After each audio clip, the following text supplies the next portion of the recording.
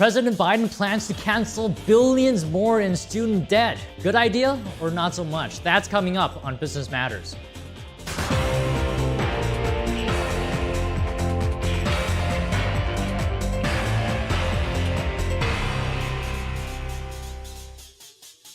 Good afternoon, and thank you very much for joining me here today. I'm Don Ma. A lot happening today. We'll try to cover everything for you.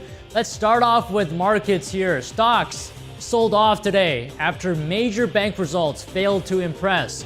All three major indexes fell more than 1% and registered losses on the week. In fact, S&P 500 lost 76 points.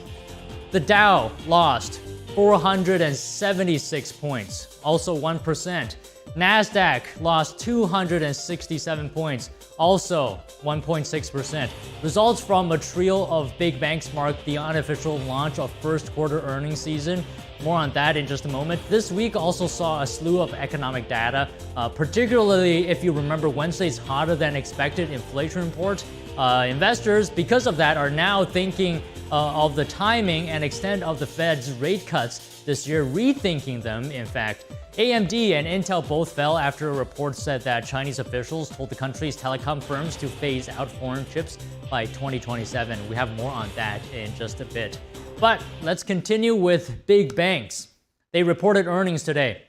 Just go through some of them briefly, real quick. We'll have a more in-depth discussion later.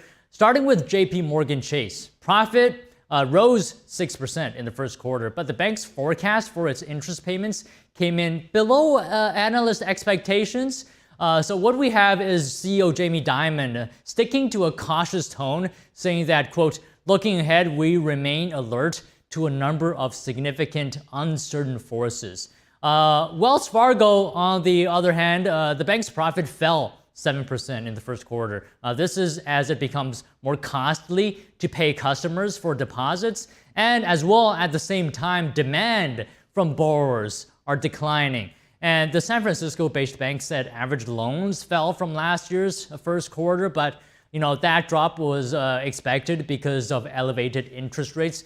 Citigroup saw its profit drop 27% from a year earlier. The bank is continuing to restructure itself after selling off much of its international franchises, and at the same time, it's continuing to slim down after the pandemic. Citi expects a headcount reduction of 7,000 and $1.5 billion in annualized savings from reorganization. So let's just take a quick look at the bank stock here. JP Chase fell 6.5%. Wells Fargo dropped less than 0.5%. Citigroup lost less than 2%, all down today. So now for an in-depth analysis of today's bank earnings, I spoke to an expert here, Stuart Plester. He's the Financial Institutions Managing Director at S&P Global Ratings. Take a look.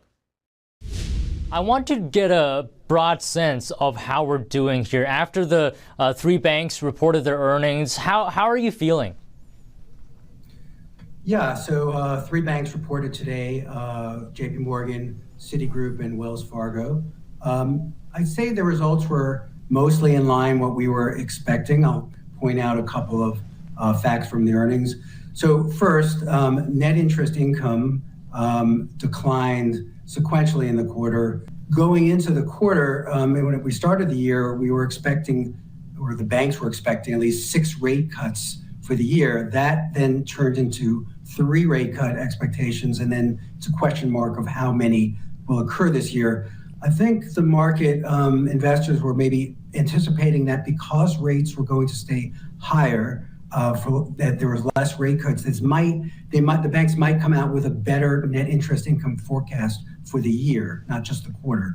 Right. So speaking of net interest income, let's talk a little bit about JP Morgan. It seems like their guidance was a bit on the light side. Market reaction, hasn't been terrific, let's just say. What do you think? Had you hoped for a bit more in terms of their guidance? Well, from our standpoint, a credit standpoint, JP Morgan, we just raised the outlook on the bank to positive. And we did that based on last year's very strong performance. Their net interest income last year rose over 30%, one of the strongest in the industry. So they're coming off very tough comparisons from the increase last year. Let's start there. Also, we don't, we're on the debt side, but their equity pricing had reached, record highs. So I think the market had very high expectations for JP Morgan coming into this. So their results, they earn a lot of money per quarter, and they're very powerful results. I think the market, though, if you look at, the equity investors, we're looking for maybe the net interest income, which JP Morgan is looking to be basically flattish for the year, which is impressive given the high growth in net interest income last year. But I think with this different rate cut scenario, I think the market may have been thinking that they would up their guidance in that front, and they did not. Let's talk a bit about Wells Fargo and Citi as well, reported earnings. Profit falling. What's the story there? Well, I mean, there are two different banks, so I'd have to talk about them a little differently. Wells Fargo has made kind of good strides to improve its regulatory standpoint, meaning the bank is still operating with an asset cap, but it's removed some of these regulatory consent orders, which is showing the progress it's made. And I think the market is very appreciative of the movement it's made in that direction. Citigroup has a whole other business model, and it's an international bank. It's trying to simplify, and of the banks, it's not, its returns are low, and they have to build to where they need to go. And I think that's the main story with Citi is, are they going to achieve some of the plans they've had for simplification as well? And they also have a regulatory aspect that, they need to improve on as well. They don't have an asset cap, but they're still trying to improve some regulatory issues that they've been dealing with. Right, and you mentioned commercial real estate, so maybe let's move on to the broader sector here. Any signs of worry, cracks, potentially, delinquencies, defaults? What do you think? Yeah, so here's the story with commercial real estate. First, it's likely going to impact the regional banks, and particularly smaller regional banks, more than the large banks. And that's because the percentage of loans at the regional banks of commercial real estate is higher. For the large banks that we're talking about today, it's lower than 10% of their total loans. So even if their portfolios start to deteriorate, it's not making up a big composition of the loan book. But for the regional banks, and some in particular, this could have a big impact. All right, thank you very much for your time today, Stuart. Pleasure having you on the show. Sure, thank you for having me. Okay, let's talk a little bit about another company today that's reported earnings. BlackRock. Assets at the investment bank hit a record $10.5 trillion in the first quarter and jumped of 36% in profit. Now, global stock markets rallied in the first quarter, as you know, and this is helping boost BlackRock's asset under management. And the company's total revenue jumped 11% in the quarter, and it was driven partly by higher performance fees. That's basically what investors pay to pay for their managers for making profits. So President Biden today also announcing another expansion of the federal student debt relief program, canceling an additional $7.4 billion in student loans for thousands of Americans. And this move addresses a key issue for young voters whose support he does need, in fact, as he prepares for a potential rematch with Donald Trump in the presidential election this November. NTD's Sean Marshall has more. The Biden administration is canceling another round of student debt, totaling $7.4 billion for student debt relief for 277,000 borrowers. On one side, there is compassion for people struggling with student loans. On the other side, there's concerns of fairness for those who worked hard to pay off their debt. In total, the Biden administration has authorized the cancellation of $153 billion in student loan debt for nearly 4.3 million people. That's more than 9% of all outstanding federal student loan debt.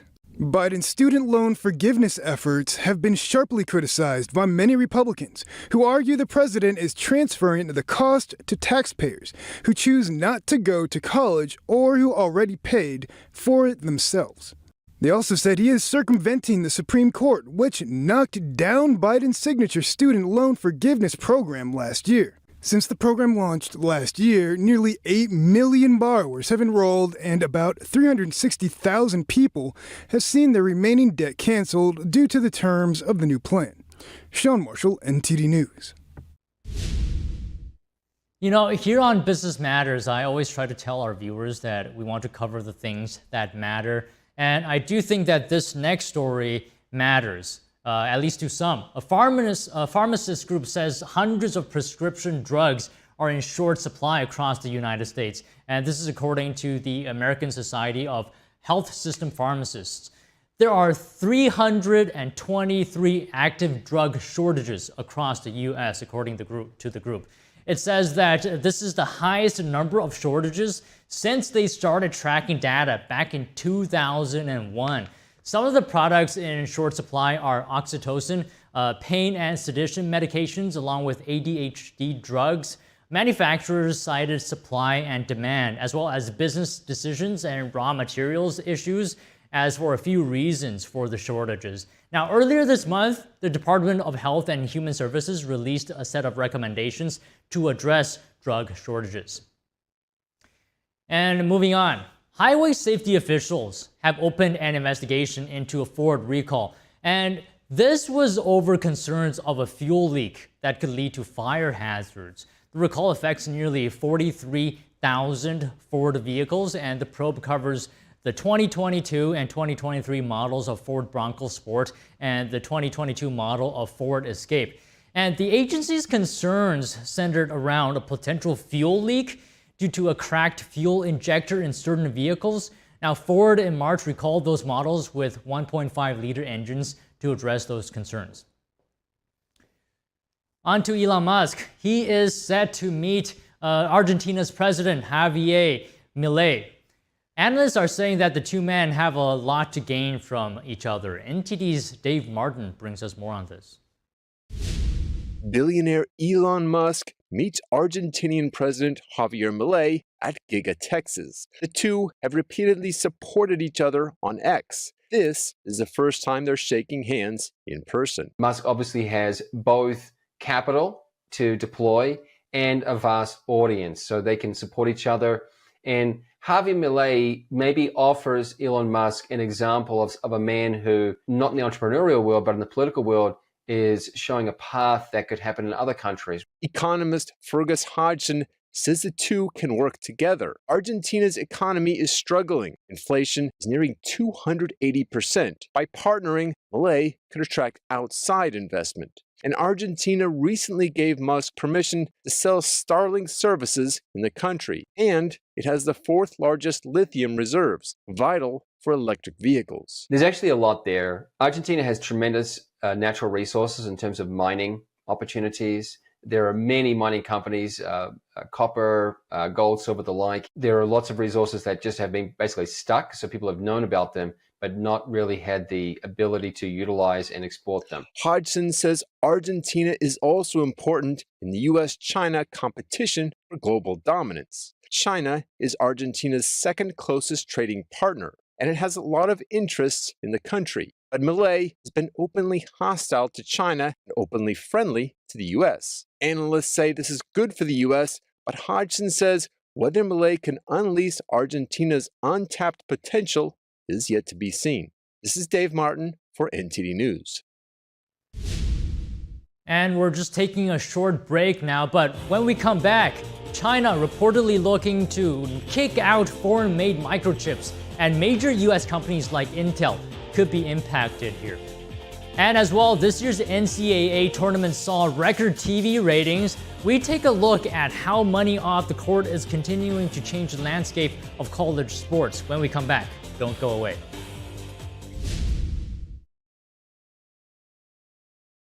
Shen Yun Creations, the streaming platform from Shen Yun, featuring world-class dance, past programs, and all original music.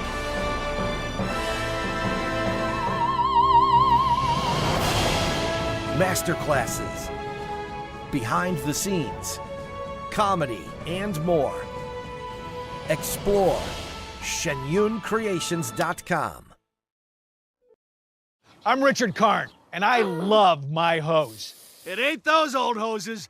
This is my hose. The new Pocket Hose Copper Bullet, now infused with real copper, so your water is always clean and lead-free. Just turn on the water and watch your hose grow and grow. And when you turn off the water, away it goes. Our new inner tube uses 3 layers of high-strength latex on the inside. Then it's wrapped in a new polymer filament jacket, 3 times stronger than the other hoses. But my favorite part of our new hose build? The oversized, easy-to-grip fittings. Get the super light 25-foot Pocket Hose Copper Bullet today for only $29.99. But wait, call now and get our copper spray nozzle with our exclusive thumb drive free. This is an exclusive release of our newest Pocket Hose. Order now. Call 1-800-960-8919. That's 1-800-960-8919 or visit copperbullet.hose.com. Order now.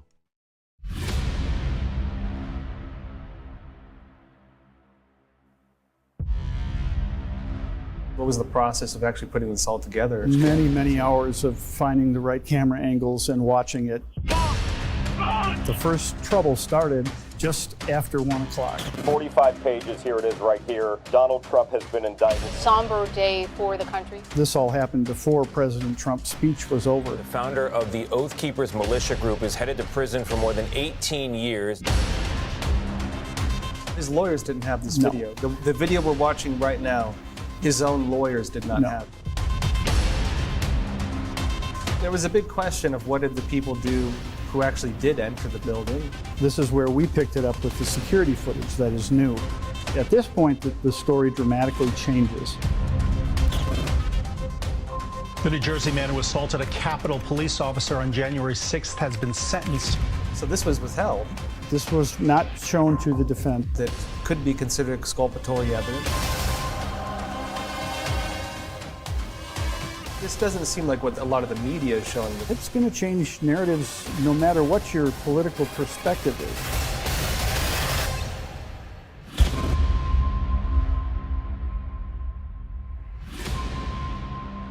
What we're after is the truth.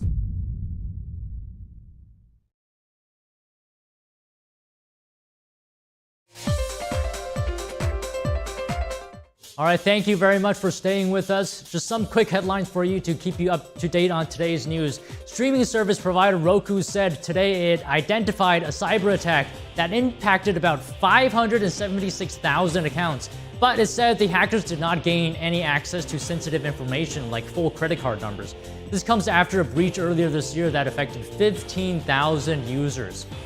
And U.S. Steel shareholders today approved its proposed buyout by Japan's Nippon Steel, taking the merger one step closer to completion. The deal has drawn strong opposition from lawmakers, citing national security concerns. And as well, Boeing saying it spent more on top executives' private jet trips that it previously told shareholders. The plane maker has been struggling financially for years after a fatal crash and the pandemic. All right, let's now move on to China-related stories. Chinese officials directed the country's largest telecom carriers earlier this year to phase out foreign chips by 2027. Specifically, these are chips that are key to China's networks, and this is according to the Wall Street Journal today, citing people familiar with the situation. The Wall Street Journal report says that China's Ministry of Industry and Information Technology ordered state-owned mobile operators to inspect their networks for non-Chinese semiconductors and map out timelines to replace them. This actually is the very first time such specific deadlines were imposed, and the move would impact U.S. chip giants Intel and Advanced Micro Devices, or AMD. China was in fact Intel's largest market last year and was responsible for more than 27% of Intel's total revenue. So I had a lot of questions after seeing this news, and to try to get some of them answered, I spoke to an expert on the subject. Here is Robert Atkinson, president of the Information Technology and Innovation Foundation.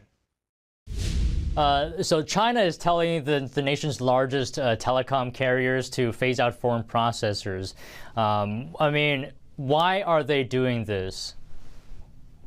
Well, they're really doing it for two reasons. One reason is they do not want to be dependent upon foreign semiconductors for their digital economy, their advanced economy. They just don't want to buy from us anymore because they're afraid perhaps that we might cut them off if there were a war in Taiwan or some other kinds of conflict. So they want independence from us. But the second reason is that they're desperate to grow their semiconductor industries, and the Intels and the Samsungs of the world will get less sales. The Western companies will get weaker. The Chinese companies will get stronger. Okay, so these processors being used in telecom, what purpose do these processors serve? Well, all telecom equipment. So, for example, when you make a cell phone call, your call goes to essentially a base station or a tower, and then it goes into switches and it moves it all the voice around.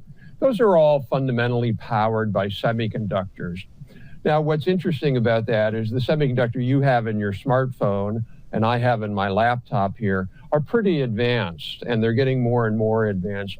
You don't need the same level of sophistication in cell phone towers and switches and the like.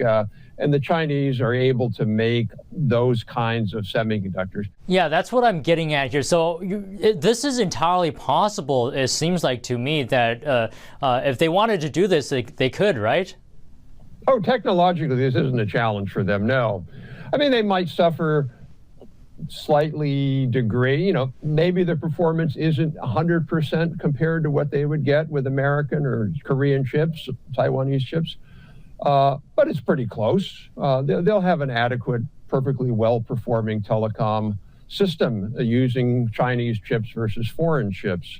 Would you say this move by China is defensive in nature more or offensive in nature?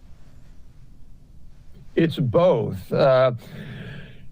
It's initially defensive in nature because it's really multiple things.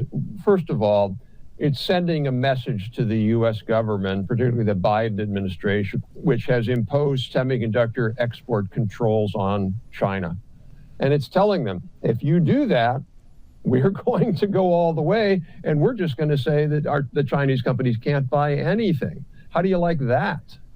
And so they're really sending a message to the Biden administration that has pushed a lot of their agenda on this notion of security. Well, we don't trust the Chinese chips and things like that. Well, they're turning the tables on us and saying, well, we don't trust your chips either. All right, just final question. How worried, if at all, should U.S. be at what China is doing here, and what can the U.S. do?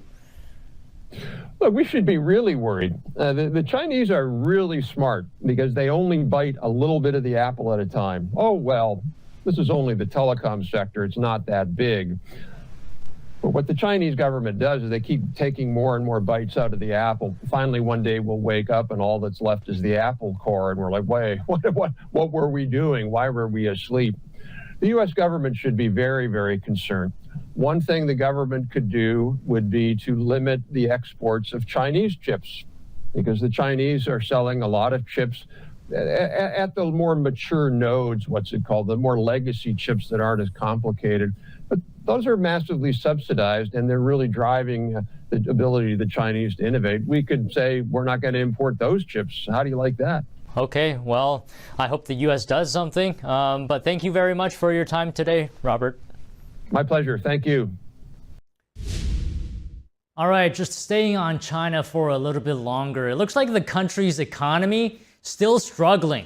So China's exports and imports shrank sharply and missed forecasts by large margins here. The economy has slowed recently, partly due to a crisis of the property industry, and weakness in exports would be a further drag on growth. So this latest data fuels worries that China might not meet its economic growth target. And this year's NCAA tournament saw record TV ratings, and massive viewership numbers aren't just good for the sports, but are also raising the profiles of players who can now earn money off their name, image, and likeness. We take a look at how money off the court is continuing to change the landscape of college sports. Hi, it's Caitlin. I'm so excited to be partnering with H&R Block to launch college athletes. When the odds get beaten, the chicken fingers get eaten, baby. Capitalizing on endorsement deals. My name is Olivia Miles. I'm dropping my t-shirt.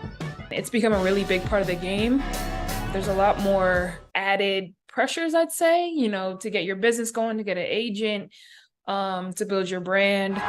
They're also cashing in on their name, image, and likeness from NIL collectives. Operating independent of schools, these pool funds from boosters and other sources. It's basically like negotiating with a general manager in the NFL or NBA, but at the college level. And obviously, the higher the prospect, the more the money. College football is the biggest NIL sport. Every school in the Southeastern Conference or SEC has at least one NIL collective. It's helpful for me to make my name pop out and come out more. Opportunities continue to expand. New company Nilly pays student athletes up front for their NIL rights and pairs them with a financial advisor. If a kid is able to learn about money, to invest properly, that goes a long way. And allows fans to invest in the athletes. We believe that this is a really good deal for all parties.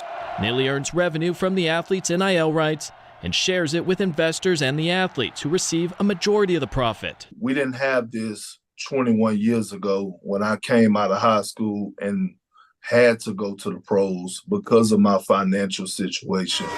It's time for the athletes to be able to control their own destiny. And thank you very much for watching today. That's all the stories we have. If you have any feedback for the episode, feel free to let me know. And don't forget, business matters. Have a great weekend.